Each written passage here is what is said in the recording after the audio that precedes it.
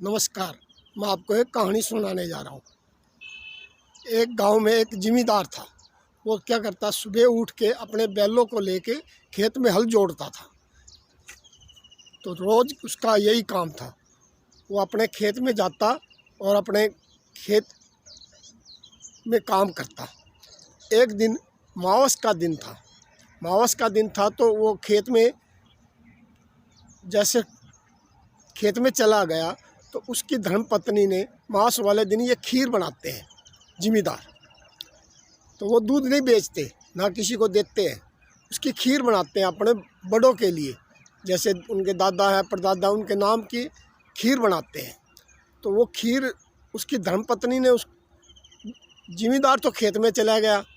जैसे उसकी धर्मपत्नी ने उसकी खीर बनाई ना, वो अपने पति के लिए वो खीर बना के खेत में लेके अपने पति के पास गई। तो उसका पति अपने उनके खेत में एक पेड़ था, तो उस पेड़ के नीचे बैठ के वो खाना खाते थे और वहाँ आराम करते थे। तो उसकी धर्मपत्नी ने उसके पेड़ के नीचे जाके बैठी तो उसने देखा मेरा पति तो दूर है।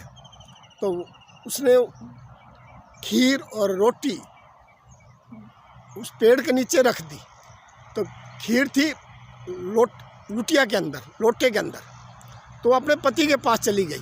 पति को कहने लगी, मैं यहाँ काम करती हूँ, तुम जाके रोटी खा लो। जैसे उसका पति बोला ठीक है, मैं चला जाता हूँ खेत में ना, पेड़ के नीचे मैं खाना खाता हूँ, ये काम जितना ज़्यादा मत करना, धूप है मैं ही कर लूँगा, तो यहाँ थोड़ा सामान का ध्यान रखना। तो उसने अपने पत्नी को ये कहा। उसकी पत्नी ने मान लिया उसका कहना, ठीक है मैं यहाँ बैलों का ध्यान रखूँगी, भैया बैलों को पानी पिला के आती हूँ। एक तालाब था दूर, उसकी धर्मपत्नी तो बलदों को, उनके जो बैल थे ना, उनको पानी पिलाने चली गई। और उसका जो पति जिमीदार था वो पेड़ के नीचे आके जैसे उसने रोटी खाने आया तो उसने देखा उससे पहले जिमीदार किसान से पहले, जो किसान था उससे पहले एक सांप आया उस पेड़ के नीचे। जो उस लोटे के अंदर खीर थी, उस सांप ने वो खीर खा ली। खीर खा ली तो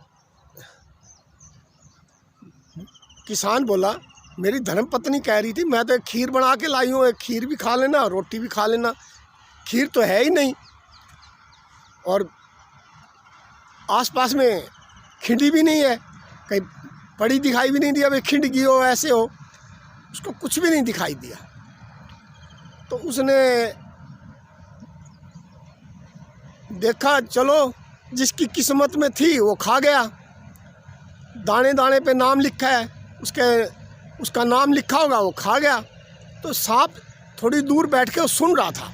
पर किसान तो एक बहुत ही भला मानस है, जिसके अंदर उसकी मैंने खीर खा ली, उन्हें जब भी गाली नहीं दी।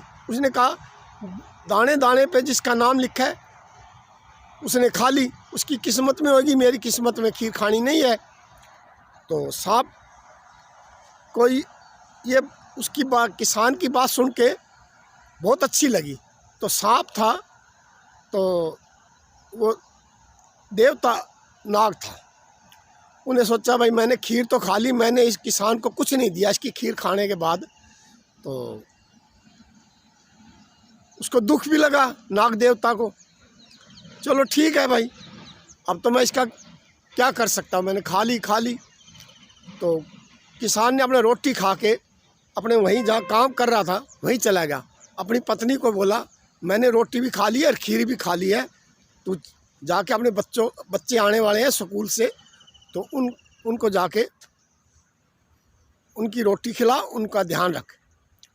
तो उसकी धर्मपत्नी घर आ गई तो वो किसान अपने खेत में फिर काम करने लग गया। किसान खेत में काम करने लग गया। जैसे शाम हो गई तो घर चला गया। तो दूसरे दिन उस किसान ने क्या सोचा, भाई वहाँ उसने देखा था सांप की एक लकीर है, तो वो एक लोटे के अंदर दूध लेके आ गया। उसने आके पेड़ के नीचे रख दिया किसान ने। जैसे किसान ने पेड़ के नीचे दूध रख दिया तो अपना काम करने चला गया। काम करने चला गया तो उस नाग देवता फिर आ गया। नाग देवता ने उसमें लोटे में से दूध पी लिया, उसमें एक हीरे का मोती छोड़ दिया। क्यों पहले दिन तो खीर खाई, नाग देवता बोला मैंने उसकी खीर खा ली, मैंने उसके बदले में कुछ नहीं दिया, आज तो मैं दूंगा उसको। उसने उसमें नग छोड़ दिया हीरा। तो किसान आया, उसकी धर्मपत्नी आई बाद में रोटी लेके। उसने देखा भाई लोटे के अंदर ये नग क्या है। उसने अपने पति को बुलाया, पति देव ये देखना इस लोटे के अंदर आप तो दूध लाए थे, दूध तो है नहीं, एक नग पड़ा है। उसने बोला ये हीरा है। इसको अपना जेब में डाल लिया। जेब में डाल लिया तो उसने किसान ने सोचा ये नाग देवता छोड़ के गया है। तो किसान बहुत खुश हुआ। तो किसान क्या करता, रोज़ सुबह खेत में आता, दूध एक लोटा दूध का लेके आता, वो पेड़ के नीचे रख देता। नाग देवता आता, उस दूध को पीता, एक हीरा उसमें छोड़ जाता। ऐसे करते करते बहुत दिन बीत गए। एक दिन किसान ने अपने कहीं रिश्तेदारी में जाना था। रिश्तेदारी में जाना था तो वहाँ पहले लोगों का क्या था, पैदल आना पैदल जाना थे। गाड़ी कार मोटरसाइकिल बस ये नहीं होती थी, तो पैदल ही आते थे, या तो घोड़े से या पैदल। तो किसान ने अपने लड़के को कहा बेटे मैं जा रहा हूँ रिश्तेदारी में, तेरी मम्मी और मैं, और हमारे को आने जाने में ना 5-7 दिन 10 दिन लग सकते हैं, तो तू अपना एक लोटा दूध पेड़ के नीचे अपना नाग देवता आता है उसको डेली पिला के आना। तो उसने लड़के ने कह दिया ठीक है पिताजी मैं रोज़ ही स्कूल में बाद में जाऊंगा, पहले लोटा दूध का रख के आऊँगा और उनको पिला के आऊँगा, या शाम को पिला के आऊँगा। बस स्कूल में जाना पड़ गया तो बोला कोई बात नहीं, चाहे शाम को पिला के आना चाहे सुबह पिलाना, लेकिन पिलाना रोज़। उसने पिताजी ने कह के उसको अपना उसकी धर्मपत्नी और वो अपने रिश्तेदारी में चले गए। रिश्तेदारी में चले गए तो आने जाने में उनको 5-7 दिन तो लगने ही थे, वो तो पहले ही बोल के गया। एक दिन हुआ उसका लड़का उसको दूध पिलाया और हीरा लेके आ गया। दूसरे दिन दूध पिलाया, हीरा लेके आ गया।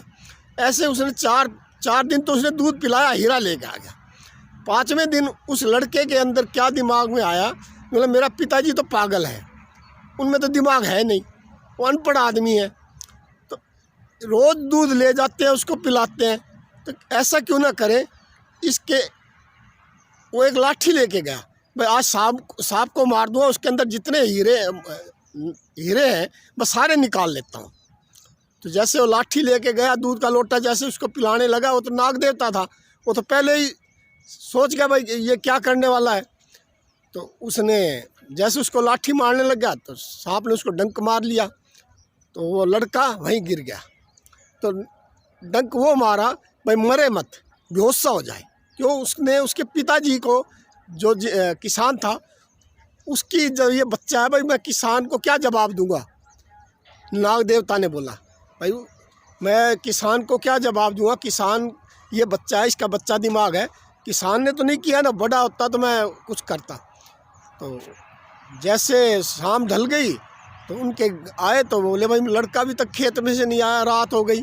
तो उसका पिताजी और उसकी माता दोनों खेत में गए। खेत में देखे तो उसका लड़का पेड़ के नीचे पड़ा, उठा के ले आए तो उन्होंने देखा भाई इसने तो सांप को मारने की कोशिश करी है, लाठी भी पड़ी है, सांप ने इसको डंक मार लिया। उसने नाग देवता का कसूर नहीं लगाया किसान ने, उन्हें बोले मेरे लड़के का कसूर है, ये ना लालच में आया है, ये इसको मारने आया था और इसलिए उसने डंक मारा है।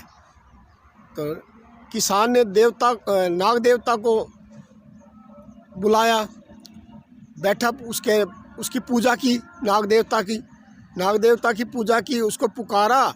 मैं नाग देवता जैसे उसकी पूजा की, उसको हाथ जोड़ के प्रार्थना की, तो नाग देवता प्रकट हो गया।